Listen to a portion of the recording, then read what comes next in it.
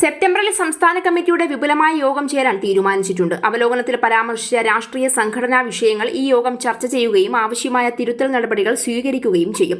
പിഴവുകൾ തിരുത്തിയും വെല്ലുവിളികളെ നേരിടാൻ ഒറ്റക്കെട്ടായി മുന്നേറിയും പ്രവർത്തിക്കുക എന്നതാണ് പ്രധാനം. പാർട്ടിക്ക് സംഭവിച്ച പരാജയം മുൻകാലങ്ങളിലുണ്ടായ പരാജയങ്ങളുമായി താരതമ്യം ചെയ്യാനാവാത്തതാണെന്ന് നാം ഓരോരുത്തരും തിരിച്ചറിയണം. ഫാസിസ്റ്റ് സ്വഭാവമുള്ള RSS നിയന്ത്രണത്തിലുള്ള BJP ഒരു പ്രധാന ശക്തിയായി വളർന്നു വരുന്നത് ആശങ്കാജനകവും വെല്ലുവിളി നിറഞ്ഞതുമായ ഒരു കാര്യമാണെന്നും കേന്ദ്ര കമ്മിറ്റിയുടെ റിപ്പോർട്ടിൽ ഓർമ്മപ്പെടുത്തുന്നുണ്ട്. ശബരിമല സ്വർണ്ണക്കൊള്ള കേസിൽ പത്മകുമാറിന്റെ അറസ്റ്റിന് തൊട്ടു പിന്നാലെ അദ്ദേഹത്തിനെതിരെ അച്ചടക്ക നടപടി സ്വീകരിക്കുന്ന കാര്യം പരിഗണിക്കാൻ കേന്ദ്ര നേതൃത്വം ആവശ്യപ്പെട്ടിരുന്നുവെന്നും സംസ്ഥാന നേതൃത്വം ഇത് അവഗണിച്ചതായും റിപ്പോർട്ടിൽ ചൂണ്ടിക്കാട്ടുന്നുണ്ട്. സമയബന്ധിതമായി അച്ചടക്ക നടപടി സ്വീകരിച്ചിരുന്നെങ്കിൽ ഇതിനെ തുടർന്നുണ്ടായ ആഘാതം കുറയ്ക്കാമായിരുന്നുവെന്നും കേന്ദ്ര കമ്മിറ്റി ചൂണ്ടിക്കാട്ടി. പൊതുയോഗങ്ങൾ സംഘടിപ്പിക്കുന്ന ശൈലിയിലടക്കം ധാരാളം മാറ്റങ്ങൾ വരുത്തേണ്ടതുണ്ടെന്നും കേന്ദ്ര കമ്മിറ്റി നിർദ്ദേശിച്ചിട്ടുണ്ട്. ദീർഘമായ പ്രസംഗങ്ങൾ പൊതുയോഗങ്ങളിൽ നടത്തരുത്.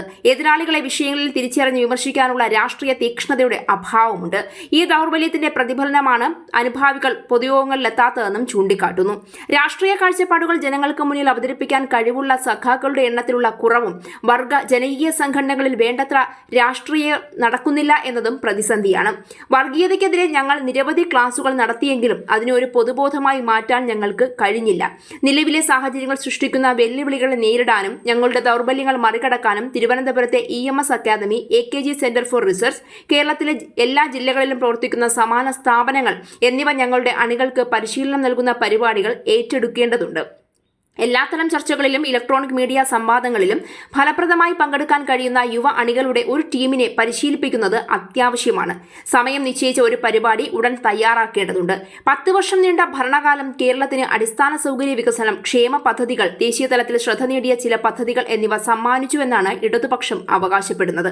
മറുവശത്ത് സ്വർണ്ണക്കടത്ത് കേസ്, AI ക്യാമറ വിവാദം, മാസപ്പടി അല്ലെങ്കിൽ CMRL എക്സാലോജിക് സംബന്ധിച്ച ആരോപണങ്ങൾ, ഭരണ കേന്ദ്രീകരണം, വിമർശനങ്ങൾ കേൾക്കാത്ത ഭരണശൈലി തുടങ്ങിയ വിഷയങ്ങൾ പ്രതിപക്ഷം തുടർച്ചയായി ഉന്നയിച്ചു. ഇതൊക്കെയാണ് ശക്തമായി റിപ്പോർട്ടിൽ പരാമർശിക്കുന്ന കാര്യങ്ങൾ. ഈ ആരോപണങ്ങളിൽ പലതും ബന്ധപ്പെട്ടവർ നിഷേധിക്കുകയും ചിലത് അന്വേഷണ ഘട്ടത്തിലോ നിയമ നടപടികളിലോ തുടരുകയും ചെയ്യുന്നുണ്ട്. അതുകൊണ്ട് തന്നെ കേന്ദ്ര കമ്മിറ്റി റിപ്പോർട്ട് ഒരു തിരഞ്ഞെടുപ്പ് അവലോകനം മാത്രമാണോ അതോ CPM-ലെ നേതൃത്വ രാഷ്ട്രീയത്തിൽ പുതിയ അധ്യായത്തിന്റെ തുടക്കമാണോ എന്ന ചോദ്യമാണ് ഇപ്പോൾ രാഷ്ട്രീയ കേരളം ഉറ്റുനോക്കുന്നത്. മുഖ്യമന്ത്രി പിണറായി വിജയന്റെ മകൾ വീണ വിജയനുമായി ബന്ധപ്പെട്ട CMRL എക്സാലോജിക് കേസ് കൂടി രാഷ്ട്രീയ ചർച്ചകൾക്ക് വഴിവെച്ചിരുന്നു. ഈ വിഷയത്തിൽ അന്വേഷണം പുരോഗമിക്കുമ്പോൾ കുറ്റം തെളിയിക്കപ്പെട്ടിട്ടില്ല എങ്കിലും നിയമ നടപടികൾ പൂർത്തിയാകുന്നതുവരെ അന്തിമ നിഗമനങ്ങളിൽ എത്തരുതെന്നാണ് ബന്ധപ്പെട്ടവരുടെ നിലപാട്. അതേസമയം പിണറായി വിജയന്റെ നേതൃത്വത്തെക്കുറിച്ചും പാർട്ടിക്കുള്ളിൽ വ്യത്യസ്ത അഭിപ്രായങ്ങൾ ഉയരുന്നതായി രാഷ്ട്രീയ നിരീക്ഷകർ തന്നെ പറയുന്നുണ്ട്. എന്നാൽ ഇതിനെ വ്യക്തിപരമായ നേതൃത്വത്തിനെതിരായ കലാപമായി ചിത്രീകരിക്കുന്നത് അതിരുകടക്കുന്നവയായിരിക്കുമെന്നും അവർ തന്നെ ചൂണ്ടിക്കാട്ടുന്നു. തിരഞ്ഞെടുപ്പ് തോൽവിക്ക് ശേഷം എല്ലാ രാഷ്ട്രീയ പാർട്ടികളും നടത്തുന്ന സ്വാഭാവിക അവലോകനത്തിന്റെ ഭാഗമായാണ് ഇത്തരം വിമർശനങ്ങളെ കാണേണ്ടതെന്നും മറ്റൊരു വിഭാഗം വിലയിരുത്തുന്നുണ്ട്.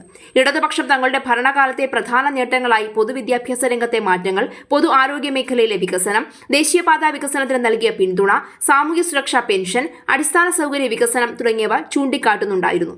മറുവശത്ത് തൊഴിലില്ലായ്മ, സാമ്പത്തിക പ്രതിസന്ധി, കടബാധ്യത, വ്യവസായ നിക്ഷേപത്തിലെ വെല്ലുവിളികൾ, ഭരണവിവാദങ്ങൾ എന്നിവയാണ് പ്രതിപക്ഷം അന്ന് മുന്നോട്ട് വെച്ചത്. കേന്ദ്ര കമ്മിറ്റി റിപ്പോർട്ടിന്റെ രാഷ്ട്രീയ പ്രാധാന്യം ഇവിടെ തന്നെയാണ്.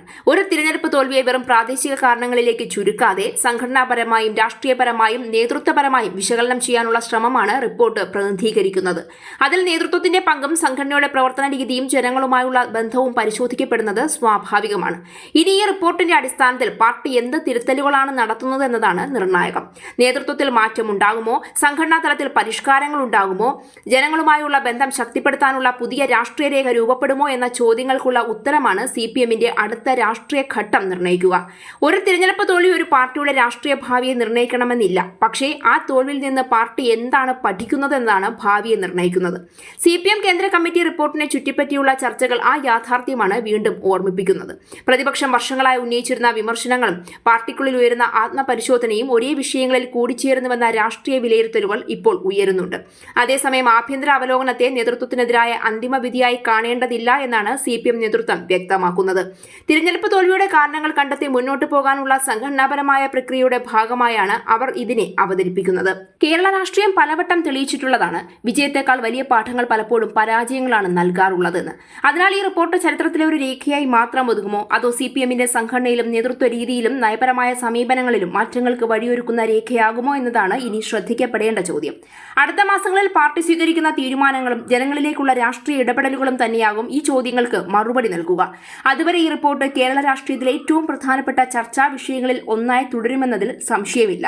പക്ഷേ എന്തൊക്കെ മാറ്റങ്ങൾ വരുത്തിയാലും പറയാതിരിക്കാൻ വയ്യ, മകൾ ഇത്രയേറെ ആരോപണങ്ങൾ നേരിടുമ്പോൾ, പിണറായിയെ പോലും ചോദ്യം ചെയ്യാൻ ED തയ്യാറെടുക്കുമ്പോൾ, നേതൃത്വം ഒഴിഞ്ഞുകൊണ്ട് പിണറായി അന്വേഷണത്തിന് വിധേയനാകേണ്ട ഈ അവസരത്തിൽ അതിലാണ് പാർട്ടി ആദ്യം തീരുമാനമെടുക്കേണ്ടത്. അവിടെ മുതലാണ് പാർട്ടി തിരുത്തി തുടങ്ങേണ്ടത്. അല്ലെങ്കിൽ കേരളത്തിൽ ഈ ഇടതുപക്ഷത്തിന് ഒരിക്കലും ഉയർന്നു വരാൻ കഴിയില്ല എന്ന കാര്യം ഉറപ്പാണ്.